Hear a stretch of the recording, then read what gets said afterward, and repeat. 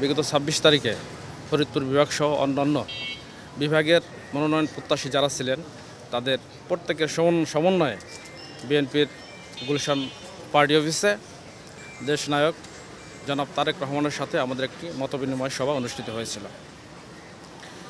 সেখানে শিবচর থেকে আমরা মনোনয়ন প্রত্যাশী 7 জন ছিলাম এবং আমরা সহ অন্যান্য প্রার্থী যারা ছিলেন তাদের প্রত্যেকের প্রতি বিএনপির ভারপ্রাপ্ত চেয়ারম্যান জনাব তারেক রহমানের নির্দেশনা ছিল যে মনোনয়ন প্রত্যাশী অনেকেই থাকবে, আমরা সবাইকে দিতে পারবো না, আমরা একজনকে দিতে পারবো।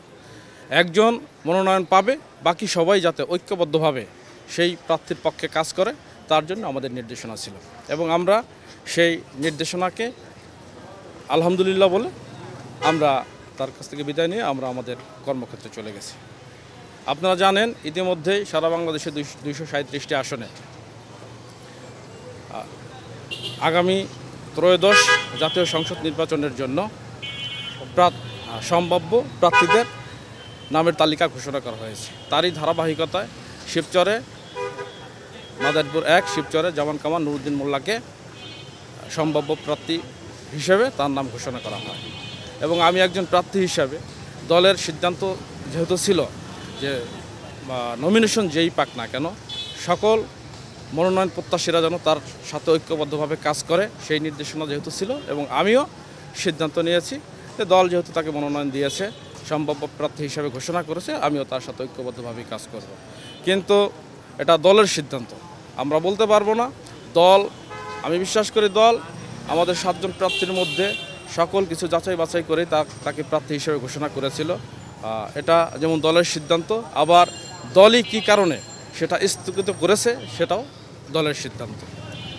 যেহেতু আমি মাদারীপুর 1 শিবচর থেকে একজন মনোনয়ন প্রত্যাশী এবং আমি বিশ্বাস করি এবং মনে প্রাণে ধারণ করি যেহেতু আমি দীর্ঘদিন এই ফ্যাসিস্ট সরকারের আমলে রাজপথে থেকে আন্দোলন সংগ্রাম করেছি, জেল খেটেছি, মামলা খেয়েছি, হামলার শিকার হয়েছি, বারবার আঘাতপ্রাপ্ত হয়েছি, হাসপাতালে গিয়েছি।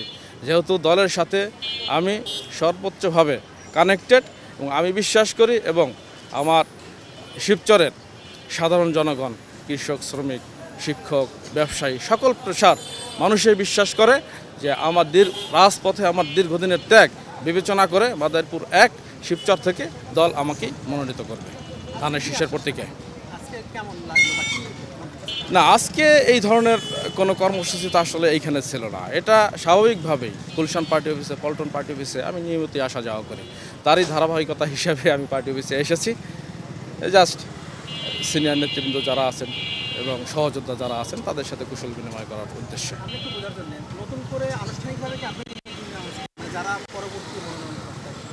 না, এরকম কোনো কর্মসূচি এখনও পালিত হয়নি। যেহেতু গতকালকে একটা সিদ্ধান্ত হয়েছে এবং দল যদি মনে করে আগামী দিনে অন্যান্য প্রার্থী যারা আছে তাদের সাক্ষাৎকার নেবে, তাদের সাথে আলাপ আলোচনা করে সিদ্ধান্ত নেবে, এটা সম্পূর্ণই দলের ব্যাপার। দল আমাদের এখনও জানায়নি। দল যদি আমাদেরকে জানায় অবশ্যই আমরা আপনাদেরকে বলবো। স্থানীয় রাজনীতি আমি একজন প্রার্থী হিসেবে বলবো যে আমি আসলে খুব আনন্দ উপভোগ করছি, কারণ দলের সাথে যেহেতু দীর্ঘদিন কানেক্টেড ছিলাম, নির্যাতন ছিলাম, নিপীড়নের শিকার হয়েছি। এলাকার সাধারণ মানুষ, সকল শ্রেণীর মানুষ, নট অনলি সাধারণ মানুষ যারা আছে সবাই আমাকে সর্বোচ্চ আন্তরিকতার সহিতই গ্রহণ করেছে।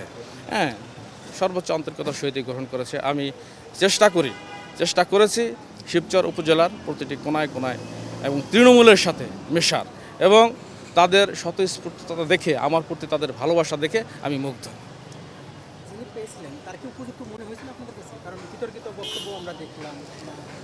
দেখুন, এটা সম্পূর্ণই দলের ব্যাপার। আমি একজন প্রার্থী, আমি আমার কথাই বলবো। প্রত্যেক প্রার্থী তার নিজের গুণগানেই গাইবে, বাট সব প্রার্থী যখন এক জায়গায় হবে তাদের সবাইকে নিয়ে দলেই সিদ্ধান্ত নেবে